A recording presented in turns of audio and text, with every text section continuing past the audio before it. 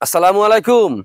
প্রিয় খামারি ও কৃষক ভাইরা, আপনারা যে যেখান থেকে দেশ কিংবা প্রবাস থেকে কাছে কিংবা দূরে যে যেখান থেকে আমার এই ভিডিওটি দেখতে পারতেছেন, আমি সবাইকে জানাই ঘাস টিভি বাংলা চ্যানেলের পক্ষ থেকে আন্তরিক শুভেচ্ছা এবং অভিনন্দন।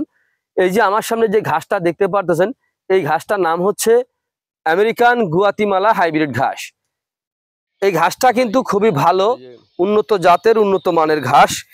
এই যে দেখেন, এই ঘাসটা কিন্তু আপনার ঝোপালো ঘাস, পাতাযুক্ত ঘাস। এখানে কিন্তু ঘাসে কিন্তু একটি ঝোপা, এখানে এই যে এখানে দেখেন একটি ঝোপার ভিতরে প্রচুর পরিমাণে ঘাস হয়ে আছে।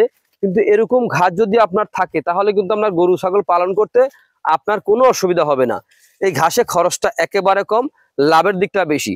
তো আপনি যদি গরু ছাগল পালন করেন, দেখা যায় হয়তো আপনার ষাঁড় গরু পালন করেন অথবা গাভী পালন করেন আর ছাগল পালন করেন, যেটাই পালন করেন, কিন্তু পালন করেন শুধু একটির আশায়, একটি লাভের আশায়।